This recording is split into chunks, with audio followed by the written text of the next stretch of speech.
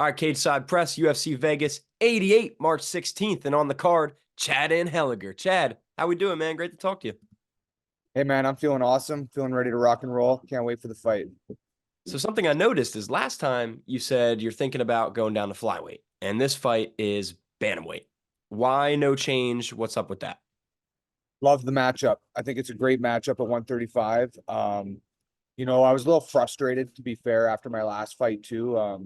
I just really didn't fight a good fight, and I was trying to kind of search my brain and talking to coaches and managers of how we can adjust it, and the weight class adjustment was an option. But I fight my best fights at 135. There's lots of great opportunities at 135, and when the right matchups are there, I want to take the fight. So I do think that this matchup really, on paper, it really made me want to stay at the weight class because these are the guys I want to fight, are exciting fighters. And I just want to put on my best performance. I don't have to worry so much about the weight. So I'm happy to be at 135. Are you still planning to go down to flyweight eventually? It's such a, I battled with this for such a long time because throughout my whole career, it was hard to get fights at 125. So that's why we stuck at 135. And then now, even at this point in my career in the UFC, I still think there's better fights at 135. There's more people, there's more matchups. There's just, and this is the kind of feedback I get from my manager too. It's like, you could make 125 and we could do fights there, but if you want to have more opportunities, more matchup, more stylistic matchups to choose from, like just 135 just has so much more to offer. So for the couple pounds difference it is, and it really isn't big for me. Like I don't care if it's 35 or 25. So, 35 I think has more pros than cons. So Fair enough. Completely get that. I think bantamweight's probably the most exciting division in the UFC. So I totally understand wanting to stay a part of that. And this fight wasn't extremely short notice, but it's still, you took it on what, a month and a half's time, 2 months time. So is that why you took the fight and replaced his opponent just because you really liked the matchup? yeah, it was perfect timing. I was feeling good. I was feeling motivated. I was ready to get back in the gym. It just happened to be one of those things. As soon as in my head, I was like, I should message my manager. Like, I want to get going again.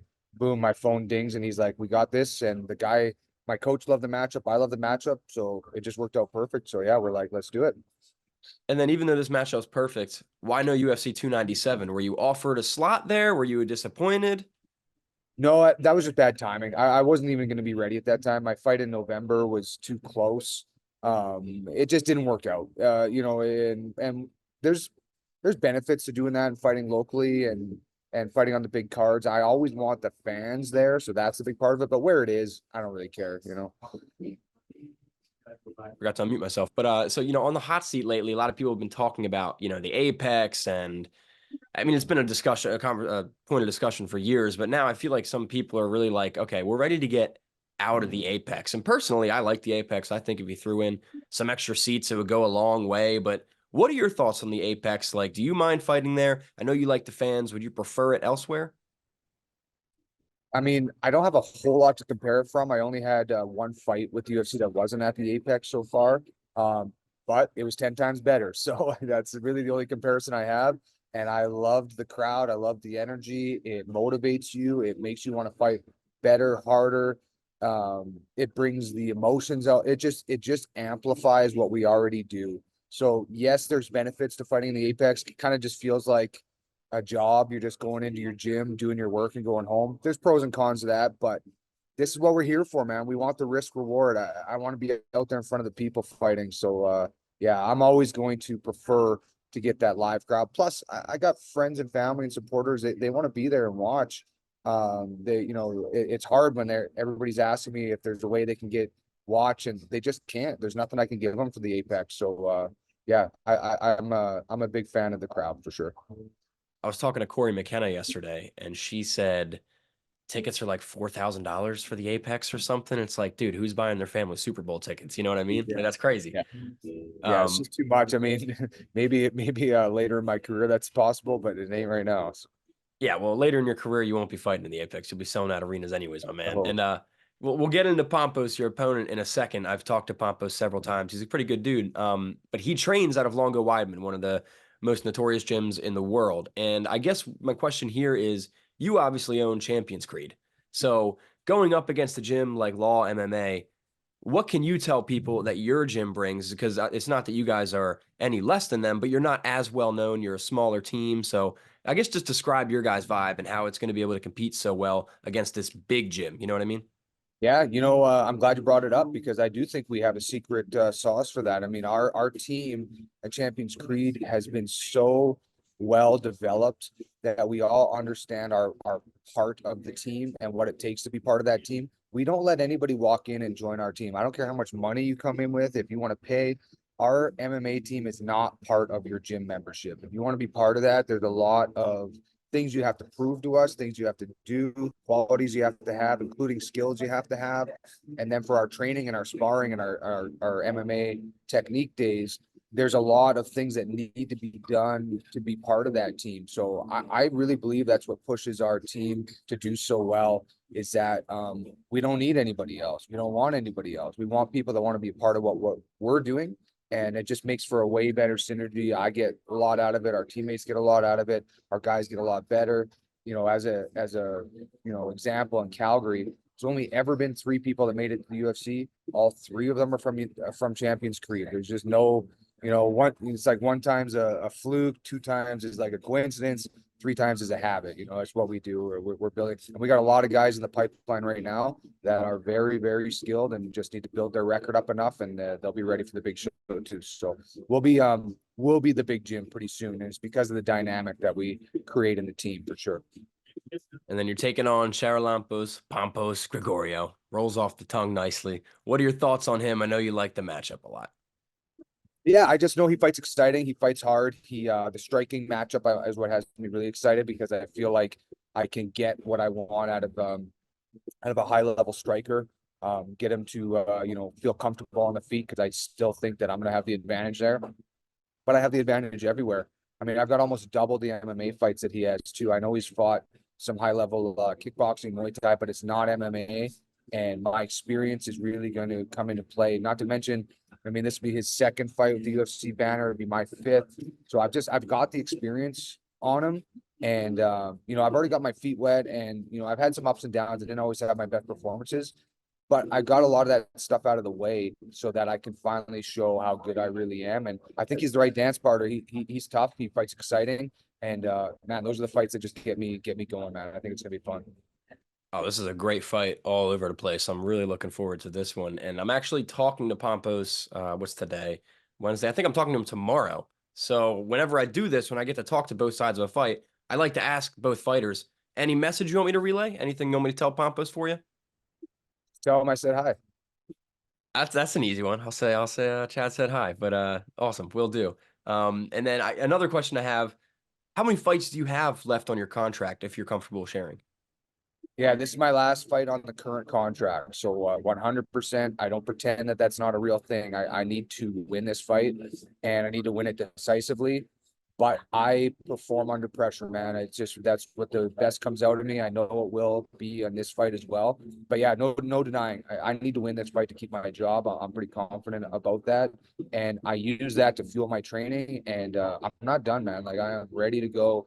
I finally feel like I'm getting some traction under me, even though I didn't have a great fight in my last fight. I've showed a lot of things. I fought different cards, different times, different placements on the cards. I've had big arena. I had the Apex. I got a lot of it out of the way so that I can really just focus on the fighting part now. And I almost feel free. Last fight on the contract, it's like, let's just let it all hang loose. Kind of similar to my Contender Series fight where there's pressure to win, but it's like, it's not just win, like do great. It's not about just winning. I just want to fight a great fight. And yeah, I know I'm going to do that. Well, a lot of people fold under pressure, and it seems like you're thriving through it. And I was going to ask about the comparison with Contender Series because, win or lose, it's not necessarily you're not going to get a new contract, but Contender Series, yeah, you don't win, you're not in. And if you don't do something spectacular, you're probably not also in. So the similarities, I know you said you thrive under the pressure, but do you actually maybe low key prefer a fight like this? I mean, probably. Yeah, I probably do. Like I used to have the pressure when I had my winning streak. I had 10 fights in a row, and as it kept climbing, the pressure got more and more. I needed to keep that winning streak going, and it really pushed my training and pushed me to be the best. And that's what got me in the UFC. And the pressure of the Contender Series. And then I got my first win in the UFC. And to be honest, I'm not saying I took any shortcuts because I never do, but some of the pressure was off for my last couple fights. I knew I had a contract. I knew I had a few more fights. I knew these were tough, fairly well-established guys. And it's like, yeah, I'm out there doing my thing. But when the pressure is on, I tend to do the best. So I'm excited about this. So along with a win here and a new contract, what other goals do you have for yourself in 2024? That is the biggest goal that I have. And it was even from the day I got signed. I've said it in all my interviews. If you look back, I need to get re-signed because that is what proves that I was the right investment, that I am doing what I said I was going to do on my side of it, that I belong here. It's a really important goal for me to get re-signed. After that, I just love great fights. I'm not picking out people or names or rankings. I don't care about any of that. I just want fans to always just have my name kind of hop off the card for them every time. Like, oh yeah, Chad's fighting. That's gonna be a good fight. It's gonna be a great fight. It's gonna be fun. That's more important to me than anything else. So get re-signed, keep pushing my name, and keep putting on great fights that I want my name associated with. And then Chad, last question for me before I get you out of here, man, is everybody's talking about UFC 299, which is already next weekend somehow. And the reason I bring that up to you is that's the belt for your division. That's the bantamweight belt, Cheeto and Sean O'Malley. So how do you see that fight going down? It's a great fight, but I just think O'Malley is kind of on a different level right now. I think he's really dialed in. I think he's gotten a lot better. I think he is another person I think that really thrives well under pressure. He seems to really step up and fight great. The bigger the stakes are, and not that Cheeto doesn't, because he's just tough and he's got tons of skills, and I mean he's a dog for sure. But I think O'Malley has just kind of elevated himself a little bit right now. So I think he's going to be too much. But that's a great fight. I can't wait to watch it. There's two exciting guys in the division that I like to watch for sure. Yeah, that card is just stupid stacked, top to bottom. Then UFC 300 right after. It's going to be a good little early spring season here. But Chad, before I get you out of here, man, you got so many fans hyped for this fight. And always stay in tune to your social media. So that being said, anything you'd like to say to everybody? If so, the mic is yours. Yeah, I've been a little quiet for this camp because I'm really focused and I really plan on going out there and get my arm raised. But yeah, I appreciate the support, and I am so not done. This is not my last fight in the UFC. I guarantee it. March 16th, UFC Vegas 88. Chad Anheliger gets that new contract with the fresh W. Chad, thanks so much, man. Enjoy the rest of camp, rest up, and kick some ass. All right. Thanks, buddy. Will do.